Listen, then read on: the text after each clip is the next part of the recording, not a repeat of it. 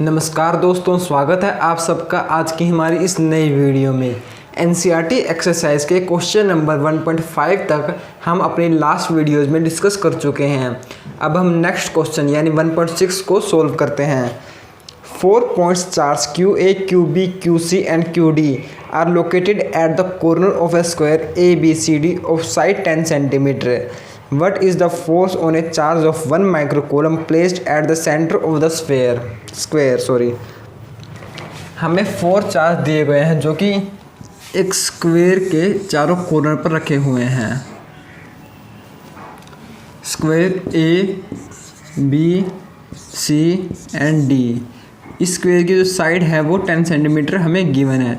Centre पर एक charge रखा हुआ है जिसकी वैल्यू 1 माइक्रोकूलम है और ए पर रखे हुए चार्ज की वैल्यू 2 माइक्रोकूलम, बी पर रखे हुए चार्ज की वैल्यू जो -5 माइक्रोकूलम, सी पर रखे हुए चार्ज की वैल्यू है जो 2 माइक्रोकूलम एंड डी पर सिमिलरली -5 माइक्रोकूलम। हमें कैलकुलेट करना है चारों चार्ज की वजह से सेंटर पर लगने वाला फोर्स। सबसे पहले हम क्या करते हैं, सेंटर पे एक चार्ज है Q जिसकी वैल्यू 1 माइक्रोकूलम है। ए पर रखे हुए चार्ज की वजह से इस पर लगने वाला फोर्स कैलकुलेट करते हैं।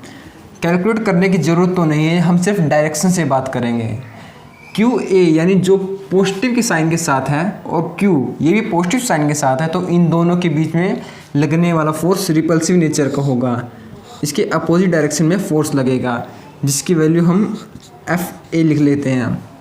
उसी तरह जो QC है इसके जस्ट अपोजिट डायरेक्शन में इसकी वजह से लगने वाला जो फोर्स होगा वो भी रिपल्सिव नेचर का होगा क्योंकि दोनों के बीच में पॉजिटिव साइन है।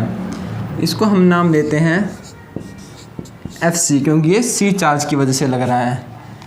अगर हम बात करें B पॉइंट पर रखे हुए चार्ज की QB, इसकी वजह से सेंटर पर लगने वाला जो फोर्स होगा वो अट्रैक्टिव नेचर का होगा क्योंकि यहाँ पर नेगेटिव साइन है और यहाँ पर पॉजिटिव साइन है and opposite charge always attract each other. तो इसकी वजह से लगने वाला जो फोर्स होगा वो इसको हम नाम देते हैं फोर्स B। और सिमिलरली यहाँ पर भी जो नेगेटिव साइन है तो यहाँ पर भी जो फोर्स होगा वो भी अट्रैक्टिव नेचर का होगा क्योंकि साइन अपोजिट है QD। अब हम देख पा रहे हैं 2 माइक्रोकूलम यहाँ पर भी है, 2 माइक्रोकूलम यहाँ पर भी है। वो जो डिस्टेंस है दोनों के बीच में R वो भी सेम है। इसका मतलब लगने वाले फोर्स का मैग्नीट्यूड यहाँ पर भी और यहाँ पर भी सेम होगा, लेकिन इनकी डायरेक्शन अपोजिट है। इसका मतलब ये एक दूसरे के फोर्स को कैंसिल कर देंगे क्योंकि दोनों का मैग्नीट्यूड तो सेम ही है।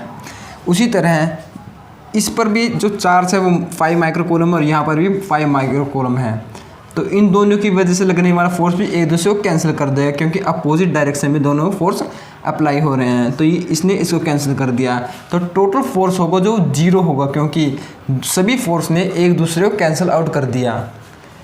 इसका मैग्नीट्यूड सेम है तो ये कैंसिल हो गए और जो D वाले का है वो B से कैंसिल हो गया।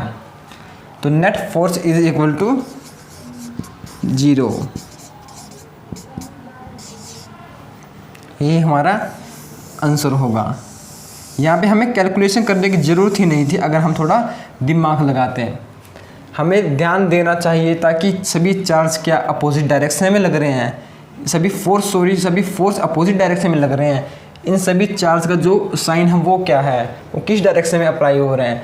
अगर ये जो R है ये चारों तरफ से सिमिलर ना होता तो शायद हमारा आंसर 0 ना होता क्योंकि R की वजह से मैग्नीट्यूड पर फ़र्क पड़ता है, लेकिन यहाँ पर R सिमिलर है जिसकी वजह से जो फोर्स का मैग्नीट्यूड है अपोजिट डायरेक्शन वाले फोर्स का मैग्नीट्यूड है वो सिमिलर है, जिसकी वजह से एक दूसरे को इफेक्ट को इन्होंने कैंसिल आउट कर दिया है। तो हमारा आंसर 0 होगा। नोट कर लीजिए अगर आप नोट करना चाहें तो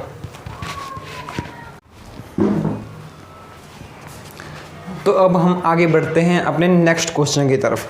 question number 1.7 A part, an electrostatic field lines is a continuous curve that is the field lines cannot have a sudden break. Why not? इसमें पूछा गया है कि इलेक्ट्रिक फील्ड लाइंस होती हैं जो वो हमेशा कंटिन्यूसली मूव करते हैं, कंटिन्यूस होती हैं वो, उनके बीच में कभी सडन ब्रेक नहीं आता, ऐसा क्यों? हम जानते हैं कि इलेक्ट्रिक फील्ड लाइंस हमेशा पॉजिटिव चार्ज से डेवलप होती हैं, इस तरह से वो निकलती हैं। क्वेश्चन में पूछा गया है हमसे कि इलेक्ट्रिक फील्ड लाइंस हमेशा कंटिन्यूसली मूव करती हैं ऐसे ऐसे, उनके बीच में कभी सडन ब्रेक क्यों नहीं आता, या सडन वो एकदम से स्टार्ट क्यों नहीं होती, इस तरह से सडन ब्रेक क्यों नहीं आता उनके बीच में? हम जानते हैं कि पॉजिटिव चार्ज जो होता है वो हमेशा इलेक्ट्रिक फील्ड लाइंस की डायरेक्शन में मूव करता है। अगर ऐसा होता कहीं सडन ब्रेक आ जाता है इलेक्ट्रिक फील्ड लाइंस का, तो पॉजिटिव चार्ज जो मूव करता करता करता यहाँ पर आकर एकदम रुक जाता और यहाँ पर फिर पॉजिटिव लाइन स्टार्ट हो रही है तो ऐसे जंप करता, किंतु ऐसा नहीं होता क्योंकि चार्ज हमेशा कंटिन्यूसली मूव करता है इलेक्ट्रिक फील्ड लाइन की डायरेक्शन में।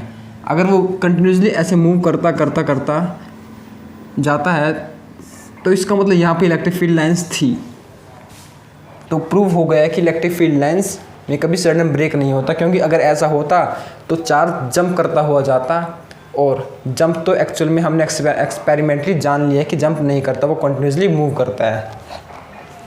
लेकिन इलेक्ट्रिक फील्ड लाइंस की जो स्ट्रेंथ होती है वो ज़रूर कम होती रहती है। अगर यहाँ पे स्ट्रेंथ अच्छी थी इलेक्ट्रिक फील्ड लाइन की स्टार्टिंग में, तो समय के साथ और डिस्टेंस के साथ उसकी इलेक्ट्रिक फील्ड लाइंस की स्ट्रेंथ ज़रूर कम होती जाएगी।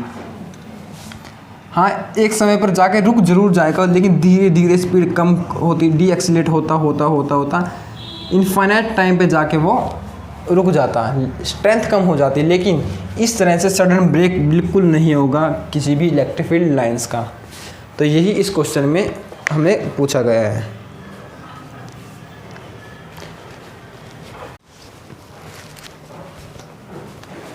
तो अब हम आगे बढ़ते हैं इसी क्वेश्चन के नेक्स्ट पार्ट की तरफ। Explain why two electric field lines never cross each other at any point. कभी भी दो इलेक्ट्रिक फील्ड लाइंस एक दूसरे को क्रॉस नहीं करती, एक दूसरे को इंटरसेक्ट नहीं करती, ऐसा क्यों होता है? हम जानते हैं इलेक्ट्रिक फील्ड लाइंस को इलेक्ट्रिक लाइंस ऑफ फोर्स भी कहते हैं, क्योंकि इलेक्ट्रिक फील्ड लाइंस पर रखे गए किसी भी चार्ज पर फोर्स भी इलेक्ट्रिक फील्ड लाइंस की डायरेक्शन में ही होता है।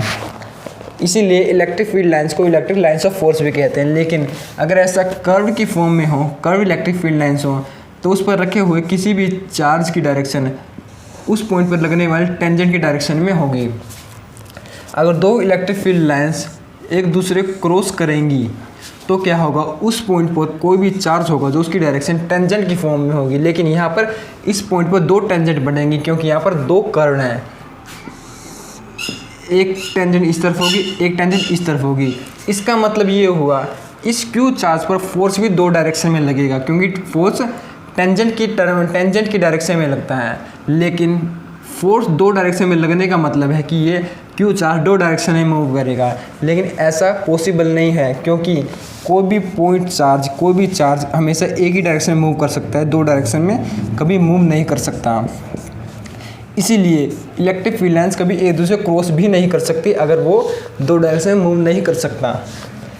तो यही इस क्वेश्चन में समझाने का प्रयास कर रहा था कि इलेक्ट्रिक फील्ड लाइंस कभी एक दूसरे क्रॉस नहीं कर सकती।